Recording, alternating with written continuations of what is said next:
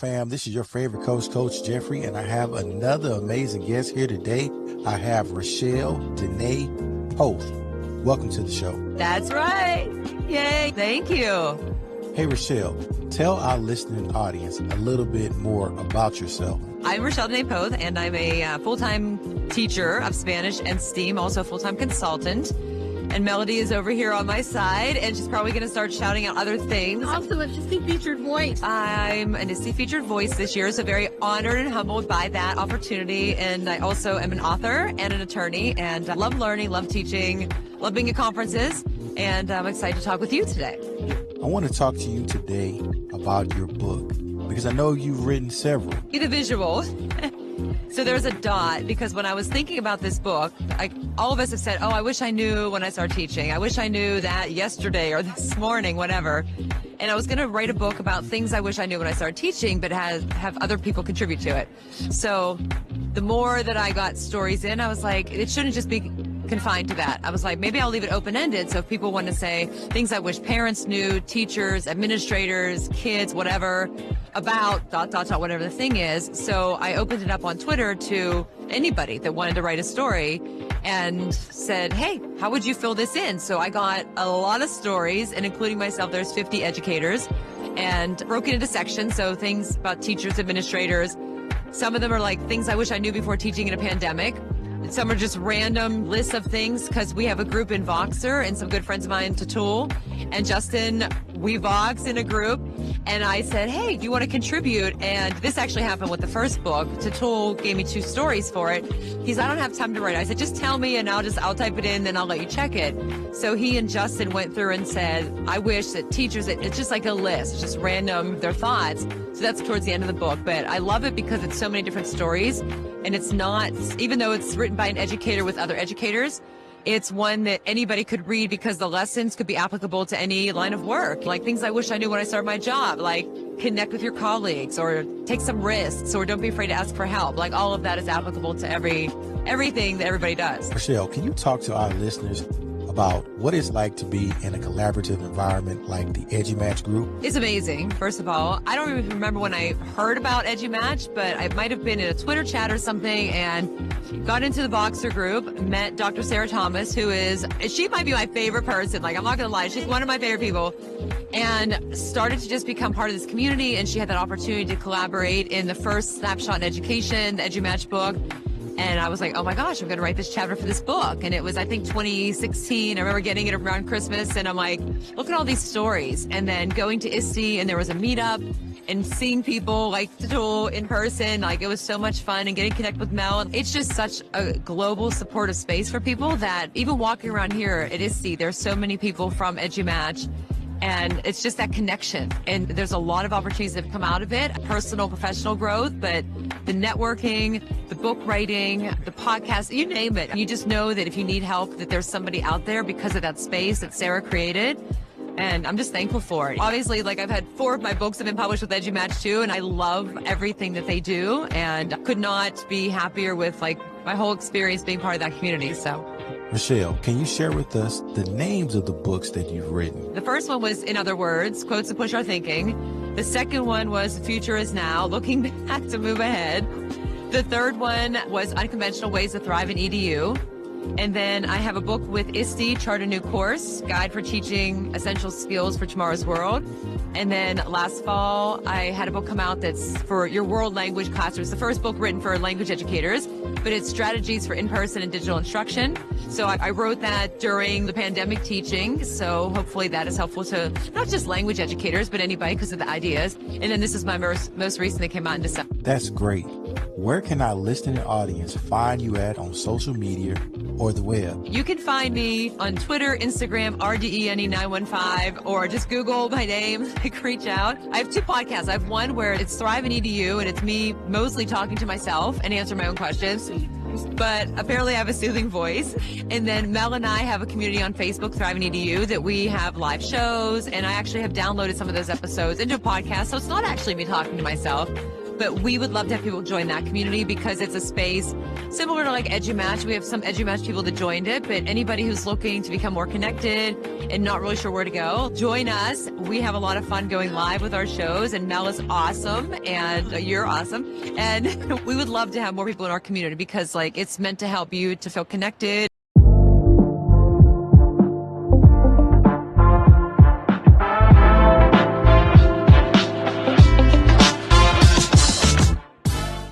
Fam, this is your favorite coach, Coach Jeffrey. I have another amazing guest here today, Mr. Micheal Boloudakis. Welcome to the show. Thank you so much. Nice to meet you, William. Hey, man, tell our listening audience a little bit about yourself, please. My name is Micheal Boloudakis. My background is in computer science. I'm finishing my PhD right now on how the technology can enhance the learning outcomes. And for me, it's my second company, Kinems, that I'm working with. I exit the first one, had to do with general education. We were building interactive simulations, content for big companies, interactive activities, but was for middle school and high school mainly. So after I exit that company, I dedicate my life in Kinems, where we work in special education mainly, but with characteristics and features that every child can benefit from it. Yes, let's talk about that because this is something that everybody is really going to be really interested in. It says that this simplifies the IEPs. How does your company simplifies IEPs? And before we go any further, our acronym for IEP is Individual Education Plan. How do you make that simpler for schools? The students most of the times come with their assessment, the things that they need to work with, their IEPs, as you said. The teachers select those goals from our goal bank, and then the system initiates a game where the kids need to play with their bodies. It could be math ELA, pre-K through 5, but in order to play those games, they have to move their body. I can give you a demo. If I can share my screen, I can definitely show you how that would look like. So please meet my partner Valeria here, playing math, addition up to 5, using her body. And I'm going to explain how we combine body movement with academics to work on IEPs, because most of those kids with learning difficulties, neurodivergent students, also need to practice some body skills. Hand coordination, gross motor skills, grasping, drinking, jumping, and all that just to equally participate in the classroom. Before even we start talking about math and language, there are some skills that they need to acquire. And this is how we combine those two, movement, academics, and executive functions into one gaming environment. So Valeria is in the game. She's grasping the right answer, and she's dragging it into the right bucket. If she makes a mistake, she's losing a life, and that's how we move on. Why is this important? The eye-hand coordination, usually they do this in front of a mirror with occupational therapists and physiotherapists. Through this kind of technology, we're just using a webcam. The webcam we're talking right now. Through AI technology, we're able to cut your body and take you into another world, the same way we do when we are on a virtual call, right? The way we remove our background. It's exactly the same technology. Plus, through AI technology, we're able to track where your hand is, where your head is, 19 spots of your body. While the kids are practicing OTPT protocols, at the same time, they work with academics, pre-K through 5, math, and language.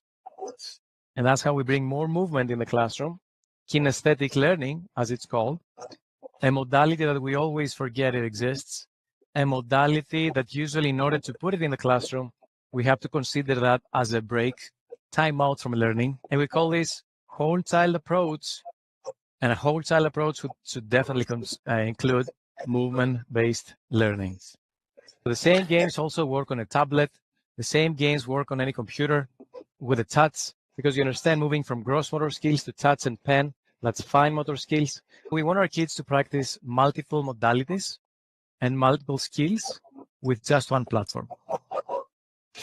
Now, you said a lot, but Here in Texas, we have what they call the ARD committee. That is a committee that goes over and determines the IEP. Once these students have been given an IEP, how do you measure the fact that they are mastering or moving forward or learning in the IEP? As they practicing with our games, again, remember the teachers select the goals that they want the kids to work with based on their assessments. As they work with their bodies or with a computer with the touch, we collect both kinesthetic analytics about their body movement. If that grasping is getting better, if that midline crossing is getting better, if their jumping is getting better, not based on observations, but in real data. At the same time, we capture every question, every answer, and we aggregate those data in order to be able to provide with the mastery level of each one of the goals that they work with. Wow. I can see like this being a really major thing, especially for like tutorials or working with just general education students as well as the students who are in special ed. Now, have you had this in practice in other schools, or is there anywhere that anybody's using this? We are in 150 schools. We're serving 8 states. We just started. We're scaling, and we hope to scale in Texas too. The idea is that this is a great product for inclusion classrooms, for self-contained classrooms.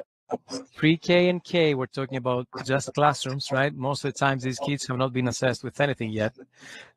But it's you can get clear signs of whether the child might have challenges or not early enough.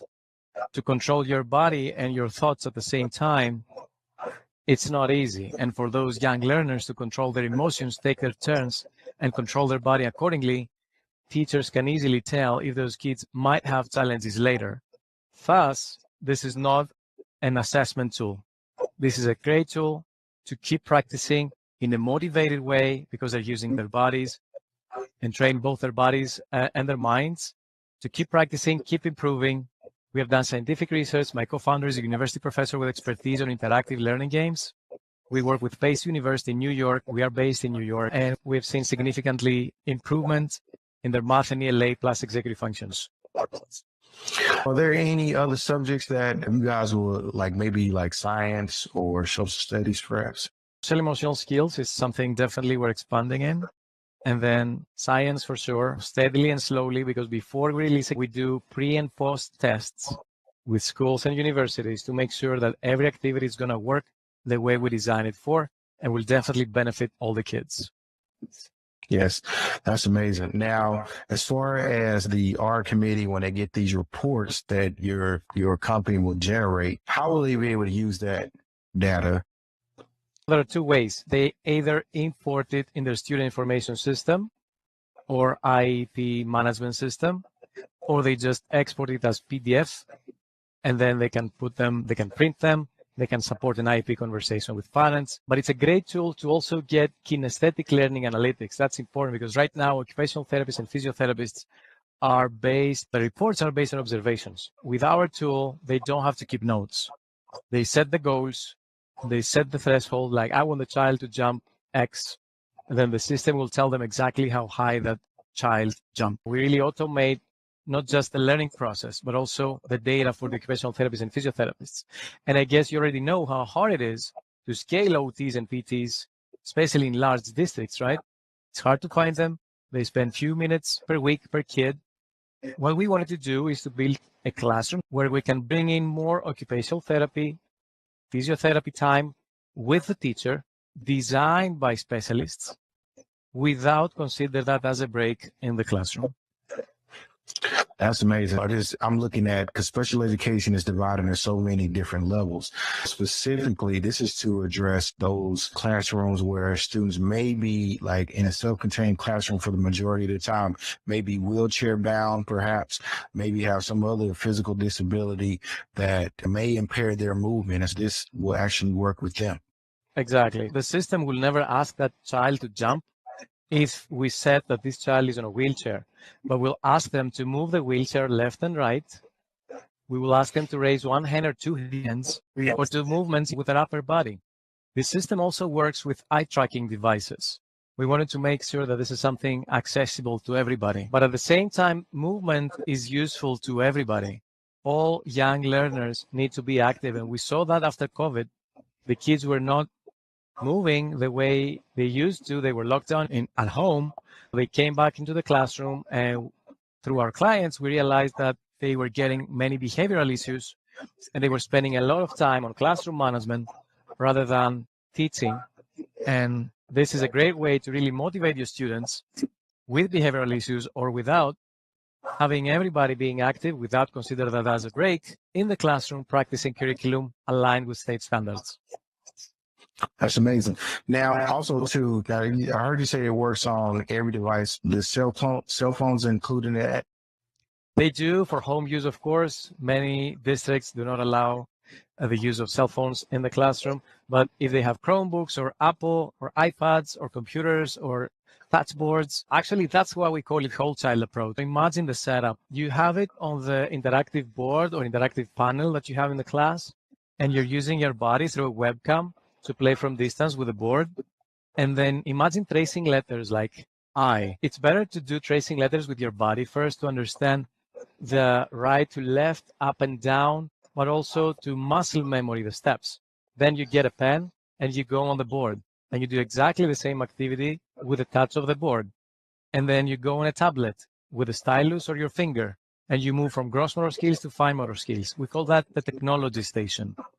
And then the same games can be printed as board games. Imagine playing Monopoly and then be able to print the board, print the cards, and actually play the same game in real life without screen time, because that was also important to define the threshold between screen time and non-screen time. And this is a great investment for the kids to fall in love with an activity, with technology, and then continue with the same graphics and the same experience with tangible card and board games. Last but not least, imagine being able to print those letters and ask the kids to do the same thing with pen and paper, with their hand, in order to see if they really acquire the skills, if they generalize the skills they acquired through the use of technology. Because most of the times in research, we have been asked, okay, if a child can do math with their body, can they actually do it with pen and paper? These are the learning paths that we have designed so they can rotate, get engaged, and then go deeper down to knowledge, finally assessed with pen and paper. Man, that's great. As I was hearing you talk, man, I started to think about our immersion bilingual students.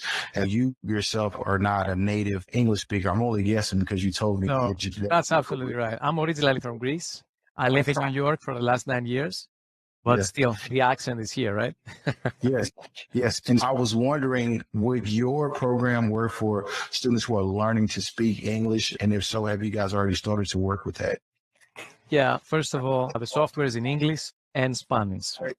The platform could be in English and Spanish too, and the content could be in English and Spanish too. We have seen great improvement for kids because the most important thing is to get them engaged.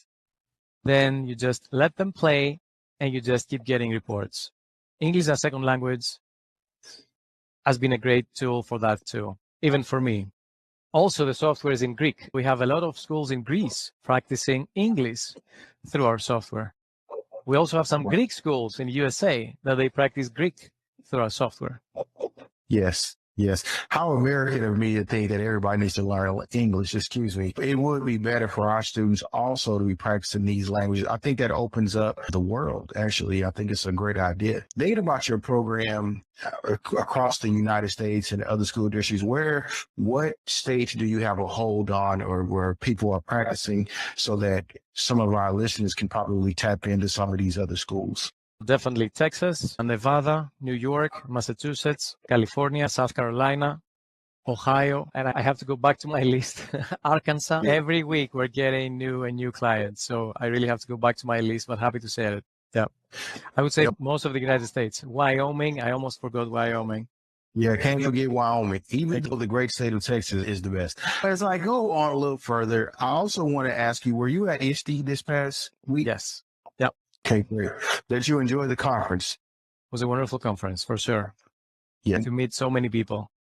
Yes, I had a great time as well. And the question of the evening is that everybody seems to have caught COVID. Did you guys make it out pretty good? Yeah, I was back healthy and safe because I have a 2 months child at home. So I had to be very careful. Yes. So lucky I did my tests. Yes. I got my guarantine time and I tested again, and I'm absolutely fine and safe. Good. What Good. about That's you? great. Oh, that's great news. We just came back. See, down here in Texas, we treat COVID a little bit different. I haven't had a sniffle yet. We'll see. You look healthy at least. Yes, that I am. I'm very healthy. Perfect. Yeah, thank you for the observation. Thank you. Hey, is there any question that I did not ask you that you would like to share with our listening audience? I think we covered most of it. Usually the next thing they ask us is, do you have any professional development, or how do you train your schools? It's a 1-hour session that we usually do either online or face-to-face. And that's all they need. We guide them through setting up goals based on IEPs, measurable goals, SMART, as they call them, goals, and then how they can assign them on the system, how they orchestrate the deployments, because they assign the goals in one place, and then they deploy those goals in many devices, like on the board, on the tablets, on the laptops, and they collect data, and then we train them how, based on that data, they should be activities to make sure they're going to achieve their goals. The most important part is the dashboards that we have. Through that, they can definitely observe and see what's working, what's not working, because we really want to make sure that those kids are getting better and better every week. And we should not wait after a month to have that test to see if the child got improved or not. Through the platform, weekly, we're getting that monitoring, as we call it, and they can really quickly realize if they need to change something or not, which is very important. Yes, I do agree. And there's also something that came up at ISTE, which I wasn't really aware of as an educator, is that blockchain is starting to become a part of a lot of people's products. But even more to that is a security issue, student security. I guess an issue would be, if I was being concerned about bringing it into my school, the question is, like, how secure is your database that students' records aren't leaked to the internet? Recently, we got a New York State contract, and we had to check all those checkboxes. So we comply with HIPAA, FERPA, GDPR, because we're also doing sales in Europe.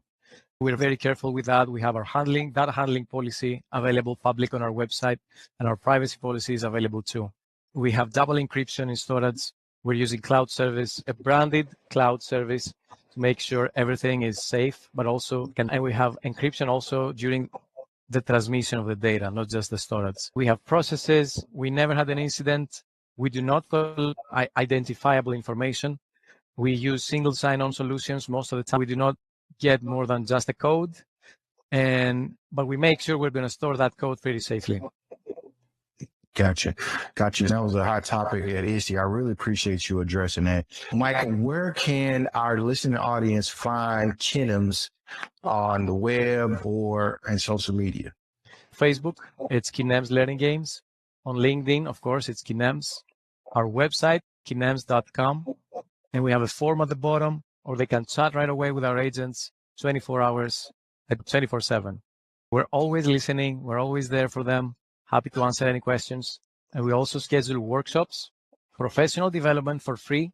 We want to spread the word of movement-based learning. Again, kinesthetic modality. It's something we always forget it exists. And you cannot have a whole child approach without it.